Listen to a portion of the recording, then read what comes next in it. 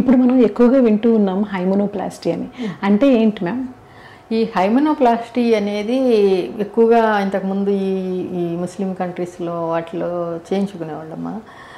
వీళ్ళకి ఏంటంటే ముస్లిమ్స్కి కొన్ని జాతుల్లో కొన్ని చోట్ల వాళ్ళకి ఈ గర్ల్ అనేది వర్జినా కాదా అనేది చాలా స్పెసిఫిక్గా ఉంటారు వాళ్ళు.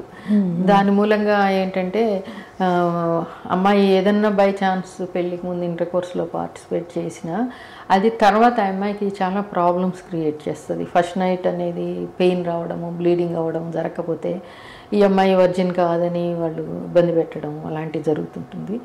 వాళ్ళు చేయించుకునేవాళ్ళు ఎక్కువగా. ఇప్పుడు మన సొసైటీలో కూడా నేను అబ్జర్వ్ చేస్తుంది ఏంటంటే ఈ బికాజ్ ఈ ఇంటర్నెట్లో చూడడం, ఈ నాలెడ్జీలు పెరిగినాక చాలామందికి ఏంటంటే అసలు first night compulsory pain bleeding రావాల్సిన అవసరమే ఉండదు. కొంతమంది బాగా ఎక్సర్సైజ్ చేసే వాళ్ళు చేయడము, సైక్లింగ్ చేయడము, వాటి మూలంగా కానీ కొంచెం హైమన్ లూజ్ అవ్వడము, అది ఫస్ట్ నైట్ వాళ్ళకి బ్లీడింగ్ అవ్వకపోవడం అది జరిగితే అది పెద్ద ఇష్యూ కింద వాళ్ళు చేస్తున్నారు. అలాంటి వాళ్ళు కొంతమంది భయపడి కూడా వచ్చి మమ్మల్ని అడుగుతారు, ఏంటి దీనికి సొల్యూషన్ ఏంటి మేడం, అసలు they are very particular about virginity అది ఇది అని.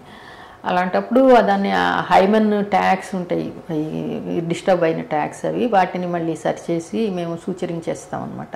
అంటే యూజువల్గా ఏంటంటే ఫస్ట్ టైము ఇంటర్ కోర్స్లో పార్టిసిపేట్ చేయని గర్ల్స్కి సాధారణంగా ఓన్లీ ఒక లిటిల్ ఫింగర్ మనం ఎగ్జామిన్ చేసేటప్పుడు vaginal examination only only little finger. అదే ఆల్రెడీ సెక్షువల్ లైఫ్లో పార్టిసిపేట్ చేసిన వాళ్ళలో ఈజీలీ 2 ఫింగర్స్ అనమాట వెజైనల్ ఎగ్జామినేషన్ చేసేటప్పుడు.